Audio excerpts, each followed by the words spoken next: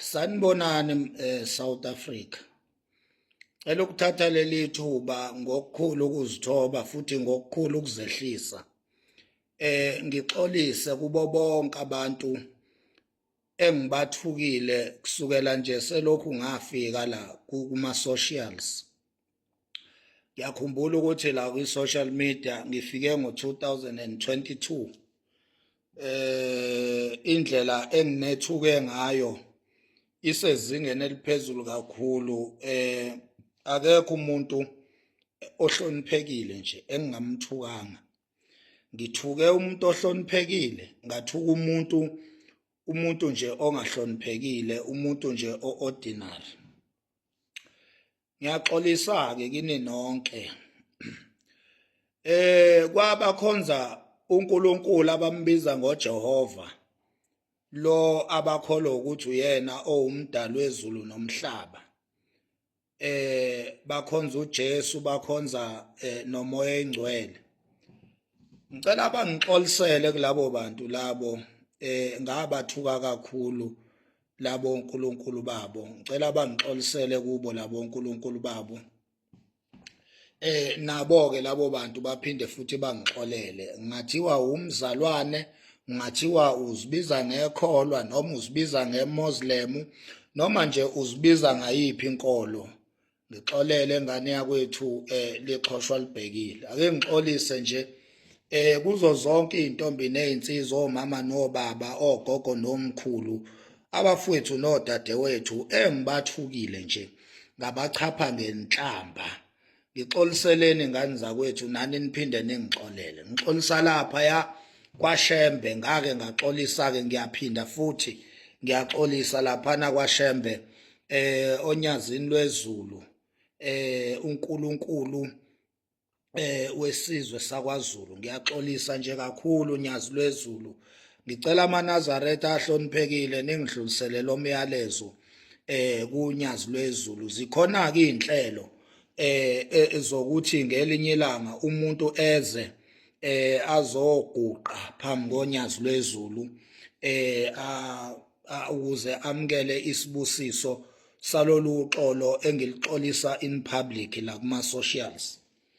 Iphinde ngixolise futhi emakhosini engawathukayo kusukela nje kuyisilo, ngake ngaxolisa futhi kuso isilo.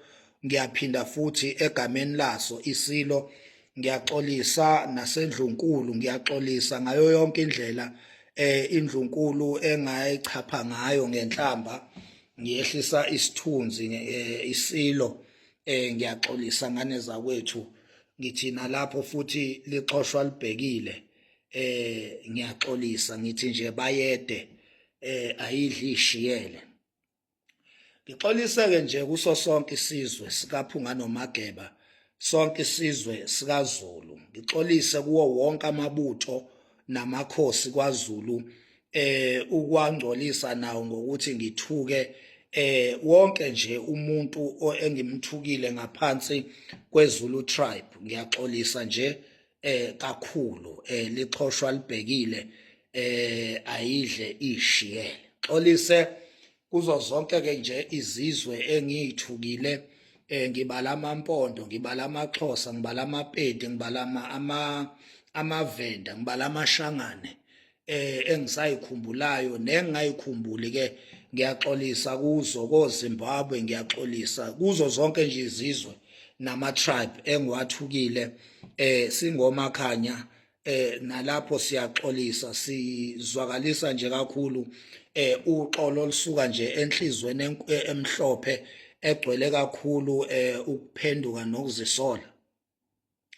Izinyanga nezangoma, labo abazama impilo ngokuba zinyanga, abazama impilo ngokuba izangoma, nabo ngabathuka. Ayidli ishiyele ngane zakwethu, ayidli ishiyele. Nginibize ngazo zonke izinhlamba, nganichapha, nganithuka. abanye benu bengangenzanga lutho ngavele ngabasukela nje Nkosi yami ngathela inhlabathi ePhalishini labo nabo ke futhi abangixolele ngithi ayidli ishiyele engane zakwethu lixhoshwa libhekile.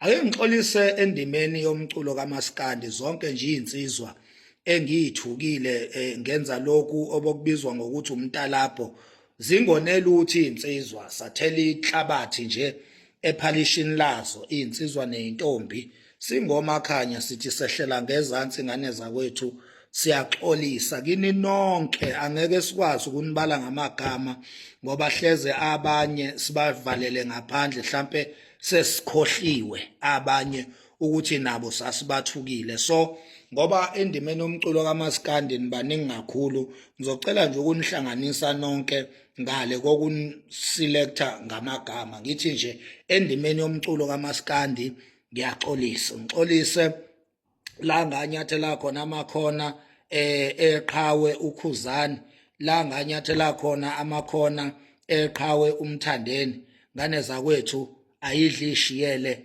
lixhoshwa libhekile ngiyaxolisa. Ngixolise-ke nje kuyisizwe sonkana South Africa angixolise futhi lapha kuyinsizwa yasemachunwini ungiza umlando umfokamchunu ngiyaxolisa ngizwe mfowethu ngiyazi ukuthi la ku social media vele mina ekade nje ngakutalapha ngikuthuka mfowethu ngakutalapha nawe ke vele kukhona nawe la wahamba khona wahamba ungithinta ungazange uqinisekise ukuthi uyangithola kuqala uzwe iside lami kodwa ke mina esayidini lami ngizwe umculo mfowethu ngiyaxolisa kakhulu emagameni aphume emlomeni wami ngiphinde ngixolise futhi nange recording oyitholile entsha sha recently la khona bengihlangene nomunye umne wethu engimkhonze kakhulu nengimhlonipha kakhulu ngisixoxa nje ngawe ngiyaxolisa ngizwe umlando umfokamchunu nangaleyo recording akuyona inhloso ukuthi leyo nto ifike ngaleyo ndlela efike ngayo kuwe beyikhona indlela besisayiplana yona indlela ehloniphekile ebengizoku-approacha ngayo kwasuke-ke kwaputshuka leyo nto-ke leyo ngalendlela eputshuke ngayo ngixoleleke ngizwe umculo nawe yazi ukuthi uma kuhletshwa kunamagama asekuhlebeni asetshenziswayo lapho kusuke kungaqashelwa khona ukuthi liphi igama elisebenzayo ngoba kusuke kuhletshwa kodwa umuntu mengabe somconfronta kuba neprofessionalism kuba neorder umuntu kuba neorder yamagama owasebenzisayo angebona ubudlapha nenhloso yokumcasula lowo muntu loyo ingakho ke ngithi leyo video noma leyo recording ngendlela eze kuwe ngayo akuyona indlela ebengizoku-approacha ngayo bengizo-approacha nje njengomfowethu njengomne wethu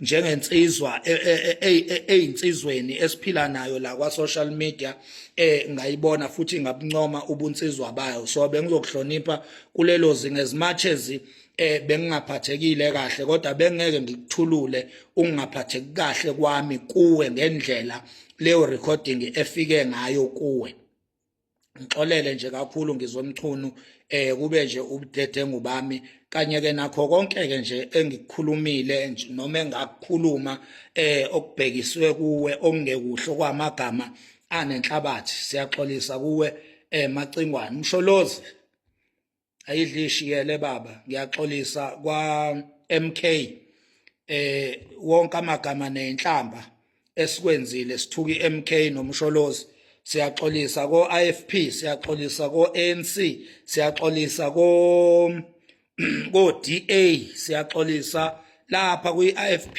siyaxolisa kakhulu lapha kwi ANC siyaxolisa kakhulu kwi MK siyaxolisa nabanye ke nje ama political parties and leaders esiwathukile singomakhanya siyaxolisa kakhulu ngithi nje ake ngenze lesi sixoliso ngane zakwethu siyafika nje emqondweni wami ngoba mina ngihlale kube khona into ekhuluma nami ingidirect ithi angenza ukuthi so ileyo nto ke efikile njengamanje ngixolisa nje kwi South Africa yonkana amakhona namakhona esike sawathinta kabi singomakhanya eSouth Africa, kwaZulu, kwaXhosa, kwaNdebele,